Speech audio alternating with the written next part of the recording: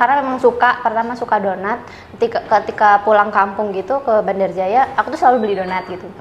Terus mikir kenapa nggak bikin aja ya, kalau setiap pulang beli donat, terus kalau di kosan gabut pengen donat itu, kenapa nggak coba bikin aja? Toh kalau misalnya kita bikin modalnya dikit, jadinya banyak gitu kan. Kuliah juga sempat diliburkan beberapa bulan, jadi kita bingung saat itu mau ngapain ya. Nah jadi karena memang aku tuh basicnya memang suka bikin kue gitu, suka bikin makan-makanan, jadi ngajaklah teman-teman buat yuk kita bisnis donat, kayaknya potensial nih nanti ke depannya gitu. Jadi kita mulai dari saat itu kita open PO gitu. Tapi untuk tantangan terbesar, yang pertama kita harus tentunya harus banyak berinovasi. Berinovasi itu bukan hanya dari produk aja, tapi kita berinovasi dari mulai dari pemasarannya, mungkin marketingnya, kemudian servis atau promo-promo atau yang bisa menunjang meningkatkan omset kita gitu. Harapannya untuk kedepannya Humble Donut ini semakin sustainable ya. Nggak harus sustainable, pasti kita harus grow up tentunya. Nah itu dia. Nah kalau sustainable tapi gitu-gitu aja kan ya. Iya gitu. Tapi, sama aja. Ya, kalau bisa sustainable dan grow up, dan semakin banyak cabang, semakin banyak karyawan, semakin niatnya semakin diluaskan lah gitu. Kalau sekarang ibaratnya cuma omset biar bisa banyak buka cabang, nanti niatnya diluaskan lagi untuk bisa bermanfaat buat banyak orang.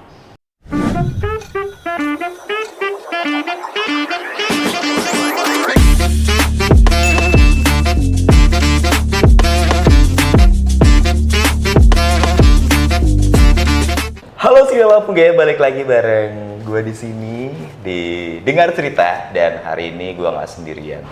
Gue lagi sama owner yang lagi rame banget nih di kalangan anak muda di Bandar Lampung. Gue lagi sama Kak Nina Lutfia Munawarah, atau biasa dipanggil dengan Kak Nina. Iya. Halo, selamat pagi Kak Nina. Pagi Kak. Gimana kabarnya, sehat? Alhamdulillah sehat. By the way, Kak Nina ini baru aja nikah nih bulan September kemarin. Semoga menjadi keluarga yang sakinah mawaddah dan warohmah ya Kak Nina. Amin. Gimana nih kesehariannya sekarang, ngapain aja Kak setelah menikah nih? Untuk kesehariannya sih biasa sih. Gak ada perubahan? Gak ada perubahan, sama halnya kayak single sebelumnya gitu. Ya setiap pagi kita kontrol toko, karena memang aku tuh nggak ada pekerjaan lain selain nge-handle toko sendiri gitu. Mungkin bedanya yang biasanya sekarang ibaratnya hari ini nggak masak pun nggak apa-apa. Nah sekarang ada schedule sore itu harus masak gitu. Sore itu harus masak. Nah tadi kan Mbak Nina bilang ada jadwal ke toko ya. Untuk Humble Donut sendiri sekarang tokonya udah ada berapa nih? Untuk Humble Donut sendiri kita ada 2 outlet. 2 outlet di mana aja? Ada di Perumnas Halim, itu di Jalan Galunggung 2. Kemudian ada di Jalur 2 Korpri. Jalur 2 Korpri. Iya. Oke, siapa tahu nih abis kita ngobrol podcast ini, gue bakal buka donat lagi apa gimana?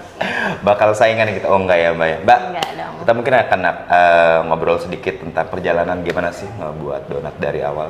Coba bisa diceritain nggak perjalanan awal itu apa sih yang menginspirasi Kak Nina sampai ngebuat donat dengan hashtag donat kampung berkelas? Coba bisa diceritain. Sebenarnya untuk perjalanan awalnya itu foundernya itu ada 3 orang. 3 orang? 4 orang sama aku sendiri.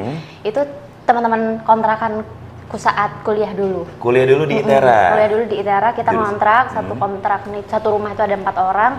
Jadi memang untuk foundernya kita berempat, tapi untuk ide awalnya kita memulai bisnis itu dari aku sendiri. Gitu. Dari Mbak sendiri? Dari aku sendiri, karena saat itu COVID gitu. COVID saat itu 2020. 2020 benar, COVID-nya ya? COVID-nya himpunan kita udah buat Prokja, harus dimigrasi ke online kan, terus kuliah juga sempat diliburkan beberapa bulan, jadi kita bingung saat itu mau ngapain ya. Nah jadi karena memang aku tuh basicnya memang suka bikin kue gitu, suka bikin makan-makanan, jadi ngajaklah teman-teman buat yuk kita bisnis donat, kayaknya potensial nih nanti ke depannya gitu. Jadi kita mulai dari saat itu kita open PO gitu. Jadi emang dari awal tuh targetnya memang pengen banget usaha donat?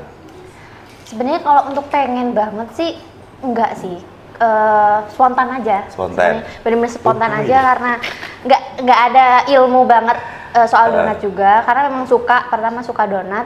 Ketika pulang kampung gitu ke Bandarjaya, aku tuh selalu beli donat gitu. Terus mikir kenapa nggak bikin aja ya, kalau setiap pulang beli donat, terus kalau di kosan gabut pengen donat itu, kenapa nggak coba bikin aja? Toh kalau misalnya kita bikin modalnya dikit, jadinya banyak gitu kan. Jadi ya udah. Jadi awal perjalanan emang open PO gitu, di kontrakan kecil lah gitu. Sampai sekarang nih Kak, tantangan terbesar sampai ada 2 outlet, kemudian sekarang sendiri ya? Apanya? Oh ya, ownernya sendiri. Tadi kan berempat. Kemudian kalau dari tantangan terbesar apa sih yang lagi dialami sekarang? Karena kan donat banyak banget nih di Bandar Lampung. Benar. Ada A, B, C sampai Z kan. Apa nih? Untuk tantangan terbesar itu semakin banyak kompetitor, tentunya kita semakin harus banyak berinovasi ya. Gitu. Apalagi sebenarnya donat itu semua orang tuh bisa buat donat semua dan bisa berjualan buat, gitu kan. Apalagi kalau udah tahu salahnya itu gampang banget lah. Siapa sih yang nggak tahu donat gitu kan? Kalau kita mau buat menjadi pioner juga, anak nenek-nenek tahun sekian aja udah tahu donat gitu. Tapi untuk tantangan terbesar, yang pertama kita harus tentunya harus banyak berinovasi.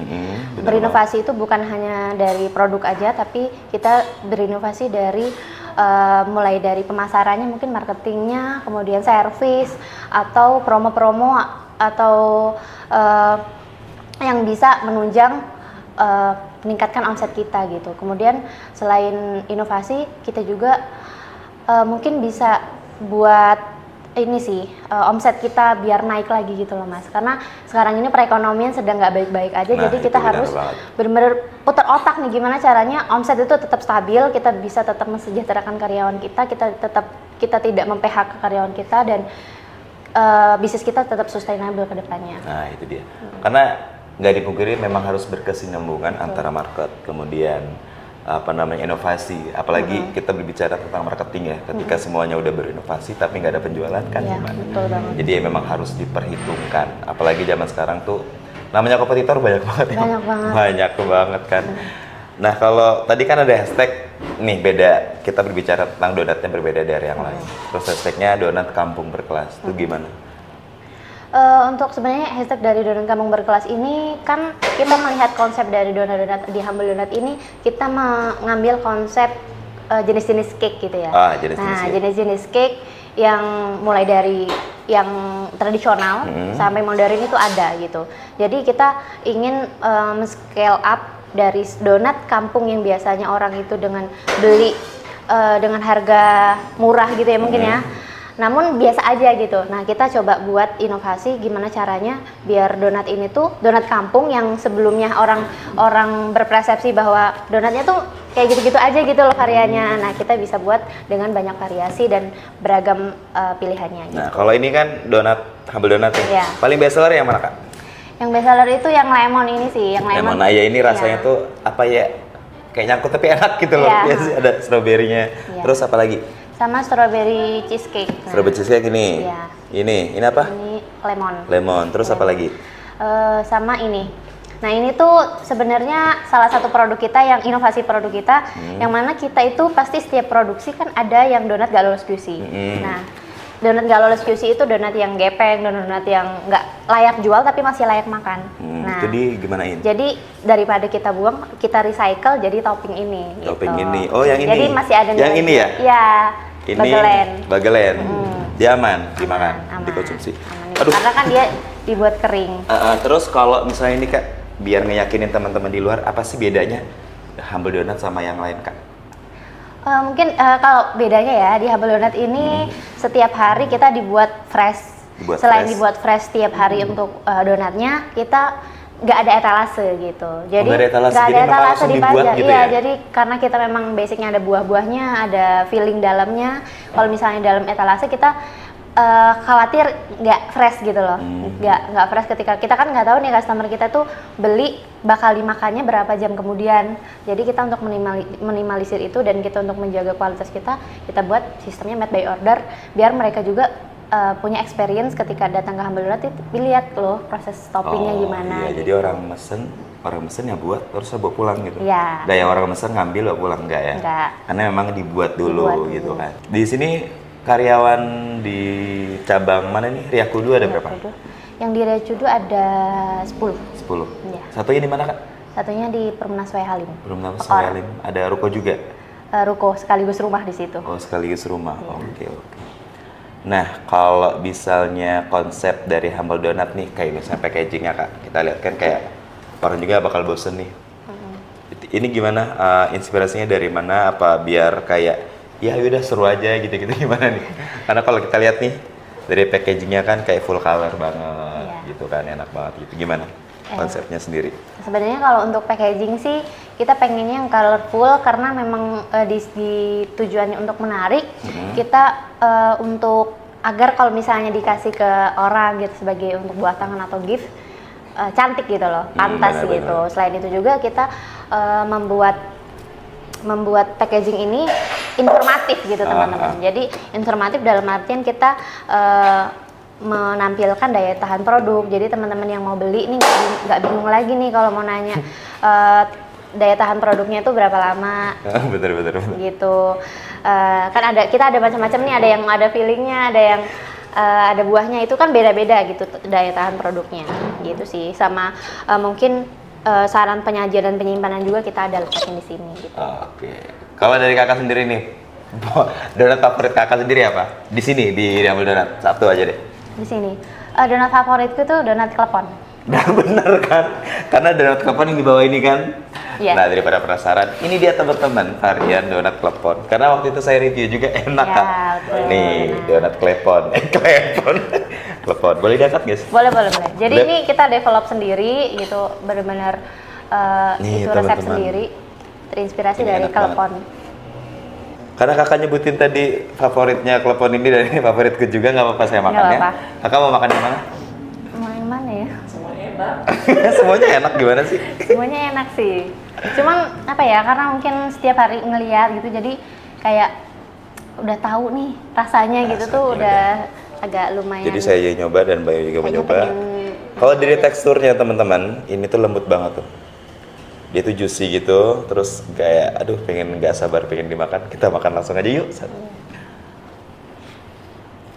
Ini kalau misalnya ini nih yang varian ini, kalau teman-teman pernah makan poki, nah Poki? itu rasanya kayak poki, yang panjang-panjang itu. Enak banget. Tuh, teman-teman. Dia tuh lembut banget donatnya mbak. Ambil sambal cita nggak apa-apa ya? Apa? Masih ada eksperimen nggak buat nyobain menu-menu baru lagi di Humble Donut? Tentunya kita masih ya, karena kita targetnya tuh 6 bulan, itu kita harus ada improvement. Oh iya.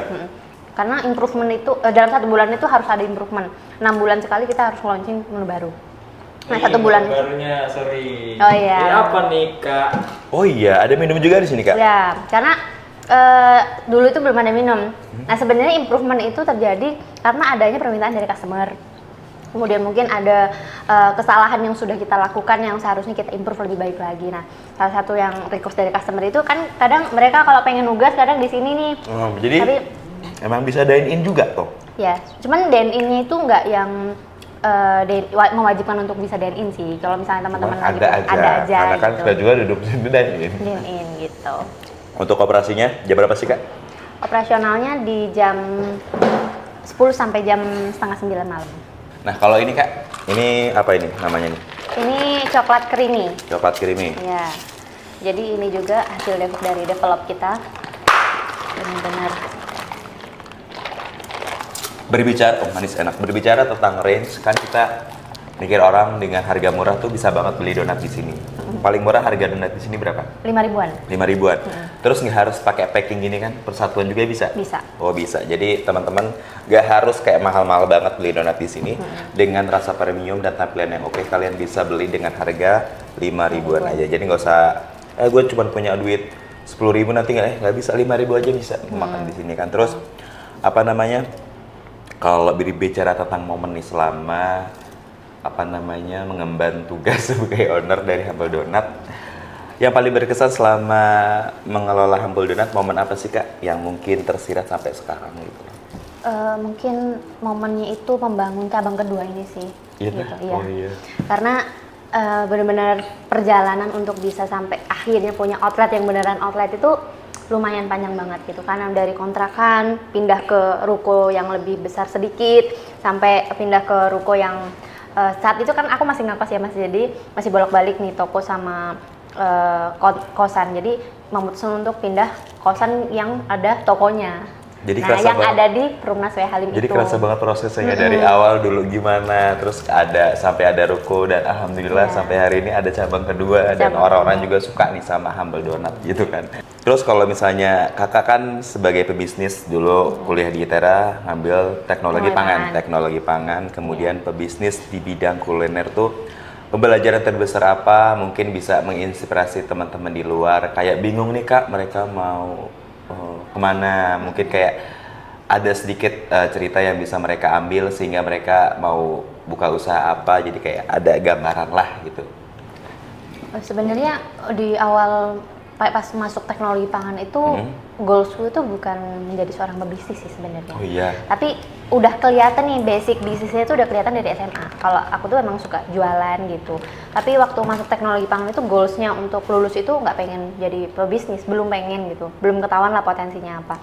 Jadi sebenarnya sembari kuliah kita tuh bisa tahu, makanya ketika kuliah kita jangan kupu-kupu. Kuliah pulang. Tapi bukan berarti kita juga harus kuliah rapat juga gitu. Nah kalau aku dulu balance sih sebenarnya antara organisasi, tapi aku nggak yang anak organisasi banget karena aku tuh di organisasi hanya pengen belajar bagaimana cara mimpin orang gitu, bagaimana cara jadi leader. Tapi di organisasi aku nggak mendapatkan bagaimana untuk memulai bisnis itu gimana gitu. Jadi dari situ aku coba cari experience baru di luar, gimana sih cara memulai bisnis. Ya ternyata mulai bisnis itu waktu yang aku jalani saat SMA ya udah tinggal jualan aja gitu, spontan aja gitu, nggak ada yang direncanakan. Karena kalau kita cuman rencana aja itu nggak akan terrealisasi gitu. Jadi kalau misalnya ada peluang nih, kita pengen jualan apa, ya udah jualan aja. Entah itu nanti bangkrut apa sukses, itu gimana nanti. Yang penting jalanin dulu aja. Iya sih. Gitu. Proses ya kayak kadang ada orang yang mikir kayak pengen langsung rame gitu loh. Nggak akan bisa. Prosesnya susah kak. Di tengah perjalanan sepi, udah. Nah itu yang bikin struggle saat itu mungkin teman-teman kayak gitu. Karena ya sekarang juga nih Humble Donut itu nggak selalu rame gitu. Kita ada kalanya sepi, cuman kita harus berpikir gimana ya, apa yang salah nih, apa yang perlu kita improve biar bisa rame lagi gitu. Ini udah cabang kedua, kira-kira mau ada cabang lagi nggak? Sebenarnya kalau pengen ada cabang nih, kalau bisa ya sampai seluruh Indonesia ada gitu ya. Amin ya Allah. Kan harapannya kita itu kaya itu nggak hanya kaya buat kita, tapi kan kita bisa memberdayakan banyak orang, bisa bermanfaat banyak orang gitu harapannya. Oke, kita kembali ke pertanyaan sebelumnya tuh. Misalnya ini kayak, bahkan sekarang dihitung Gen Z ya? Iya. Masya Allah, Gen Z yang sukses, sudah ada 2 cabang, dan sudah bersuami. Nah, misalnya Gen Z di luar nih kak, bingung kayak, kakak bisa dibilang sebagai inspirator lah buat teman-teman di luar sana yang sudah ada usaha dan dikenal sebagai Humble Donut yang ramai nih. Apa sih kak, biar ngeyakinin mereka, ayo teman-teman tuh bisa gitu loh. Nah itu gimana? Coba. Sebenarnya teman-teman yang bikin mungkin bingung gitu ya, gimana sih cara memulainya dan mental sih yang pertama gitu tentunya. Sebenarnya kalau modal itu 100-200 ribu kalau emang niat itu bisa berjalan, apalagi makanan itu dikit banget modalnya. Dari dulu awal modal di Humble Donut. Berapa awal dulu modal? Modal itu paling cuma 50.000. 50.000? 50.000. Dulu tuh bener-bener toppingnya apa? Dulu kotaknya kayak kotak martabak gitu loh. Kotak yang martabak, toppingnya apa? Toppingnya cuman mesis, gula, sama Basic gelas-gelas. gitu? Iya, Basic terus belinya juga cuman yang seperempatan, ada cuman ada tiga topping deh kayaknya. 3 topping ya? Pokoknya 50.000 deh awal-awal itu modalnya. Request kak, nanya Apa? boleh nggak? Apa? Kan namanya Humble Donut. Humble itu tuh, kenapa bisa namanya Humble kak? Kita mah humble ya? Sebenarnya agak pressure banget sih ini ya namanya Humble ini. Oh, Sebenarnya iya. iya agak pressure, kita kan nggak bisa dong kita sendiri yang handle. Pasti kita ada kalanya mendelegasikan orang gitu kan, ada kasir, ada admin di depan dan bukan ownernya sendiri. Mau kita gembleng segimana kalian harus humble kan susah gitu. Oh iya benar. Ya kan sebenarnya kata Humble ini spontan juga sih. Sebenarnya bisnis ini tuh hanya penuh kespontanan aja. Tidak ada Tidak ada yang direncanakan atau gimana. Orang kan bisa bikin bisnis plan itu, enggak. Ini hanya spontan, ya udah karena melihat status WA aku yang stay humble gitu kan dulu. Dari SMA tuh status WA-nya stay humble. Jadi Iya. kayaknya Di Instagram juga stay humble. iya kan stay humble kan. Jadi ya udah deh humble donat gitu. Masya Enggak ada Allah. arti gimana makanya kita coba visualisasikan untuk brand ini tuh lebih ke tagline-nya. Jadi makanya agak pressure-nya itu kadang benar-benar ngegembleng orang-orang di sekitar atau karyawan tim-tim Humble Donut ini biar mereka ambil lah dan bikin konten-kontennya juga yang benar-benar bisa jangan sampai menyinggung orang gitu yang bener. lucu-lucu. Kalau kampung berkelasnya apa Kak? Karena kan sebenarnya donat ini tuh makanan tradisional ya gitu kan, makanan tradisional yang biasanya dibuat di kampung gitu, khasnya kampung yang 2000-an kan biasanya Iya, kalau di 2000-an. pasar kan Pakai 1000. sekarang juga pakai susu, Iya, pakai gitu. ini gula. Nah, basicnya sebenarnya kan donat-donat kampung gitu kan. Cuman kenapa kita dibuat berkelas? Kita pakai ingredient-ingredient yang proper lah gitu Iya, ya. Yang pakai toppingnya lebih ilmu premium lagi lah. lebih premium lagi, pakai ilmu bakery yang memang bagaimana sih bikin donat yang benar-benar fluffy dan bisa awet sampai berhari-hari gitu. Tanpa menggunakan Awet berhari-hari. Kalau misalnya kita beli terus kita taruh kulkas, berapa lama untuk awetnya? Untuk awetnya tergantung. Kalau misalnya ada buahnya itu maksimal 5 jam. Nah, maksimal 12 jam di 12 dalam jam. chiller. Kalau disuruh ruang 12 jam. Nah, kalau misal 5 jam kalau yang buah. Tapi kalau untuk yang klasik yang nggak ada isinya, kayak yang mesis, gula gitu-gitu, dia bisa sampai 3 hari. Oh, 3 hari di kulkas ya? Di kulkas. Terus kalau misalnya kita nih berbicara tentang kompetitor ya Kak, cara Kakak menghadapi, ada nggak sih? Kayaknya donat ini lebih deh. Nah, itu gimana Kak? Ada nggak sih? Ya, sebenarnya kalau menghadapi kompetitor itu tentunya kita harus tes market. Tes market ya? Semua donat di Bandar Lampung udah pernah aku coba. Oh iya? Nah, itu adalah salah satu hal lumrah. Semuanya Oh, deh. udah, berarti udah. Udah semua. Jadi kita, jadi menghadapi kompetitor kita harus cari tahu bagaimana kompetitor itu ingredient apa sih yang mereka dari kualitasnya, maksudnya masih bagus kualitas seperti apa. Misal kalau masih bagus mereka, kira-kira kita harus bisa lebih dari mereka gitu. Sebenarnya kalau kompetitor kita persaingan sehat aja sih. Cuman ya itu kita tes marketnya, kita pasti punya value sendiri gitu. Sering ada hiring nggak sih Kak di sini? Kadang ada teman-teman yang nanya, Kak mau dong kerja di Humble Donut. Apa sering-sering buka Instagram aja kali ya, Humble Donut. Oh ya, buat teman-teman untuk lihat mau ada varian apa aja sih di Humble Donut bisa kunjungin di Instagramnya Humble Donut. Instagram Kakak apa Kak? Nina Lutfia. Nina Lutfia. Ya. Kalau saya masuk dari 17. Oke. Untuk harapan ke depan Kak, rencana untuk buka cabang tadi kan semoga tambah banyak. Kemudian harapan ke depan Kak buat Humble Donut sendiri dari Kak yang udah Kakak jalani selama ini gimana Kak? Harapannya untuk kedepannya Humble Donut ini semakin sustainable ya. Nggak Amin. harus sustainable, pasti kita harus grow up tentunya. Nah, itu dia. Nah, kalau sustainable tapi gitu-gitu aja kan ya. Iya, Tapi, sama aja. Iya, kalau bisa sustainable dan grow up dan semakin banyak cabang, semakin banyak karyawan, semakin niatnya semakin diluaskan lah gitu. Kalau Amin. sekarang ibaratnya cuma omset biar bisa banyak buka cabang, nanti niatnya diluaskan lagi untuk bisa bermanfaat buat banyak orang. Dan tentunya untuk bisa bermanfaat dan bisa bermanfaat untuk adik-adik tingkatku di ITERA gitu kan. Iya, amin. Apalagi UMKM juga sekarang makin banyak ya Kak, makin banyak. karena mungkin keluhannya sama aja gitu ketika Iya. mereka sudah terjun tetapi tidak sesuai dengan apa yang mereka harapkan. Tetap semangat teman-teman yang lagi berjuang di luar sana, apalagi di dunia makanan ya, di Iya. dunia kuliner. Semoga dari apa yang sudah kalian usahakan membuahkan hasil ya. Amin ya rabbal alamin. Mungkin itu aja Kak, perjalanan kita, perjalanan Kakak juga sampai ada 2 cabang. Semoga ke depan bisa makin sukses juga. Amin. Ya Terus Rabbal semoga makin bahagia sama suaminya dan bisa mensejahterakan karyawan. Karyawannya ada berapa Kak di Humble Donut yang di sini? 10. 10. Itu Gen Z semua. Gen Z ada yang Gen Alpha. Gen Alpha. Jadi mungkin itu aja teman-teman perjalanan dari Kak Nina Lutfia Munawaroh sebagai owner dari Humble Donut. Semoga bisa menginspirasi buat teman-teman di luar. Siapa tahu abis ini mereka bakal buka usaha Kak. Amin. Ya. Boleh nggak buka usaha donat juga? Boleh. Cuman harus melihat jangan sama plek-plek. ATP lah gitu ya. Kita boleh terinspirasi tapi kita harus ATP. Nah, itu dia. Mungkin itu aja, saya Mas Tubari sebagai moderator di sini dan Kak Nina sebagai owner dari Humble Donuts. Terima kasih Kak sudah meluangkan Sama-sama. waktu, sorry mengganggu waktunya. Iya. Semoga bisa menginspirasi teman-teman di luar.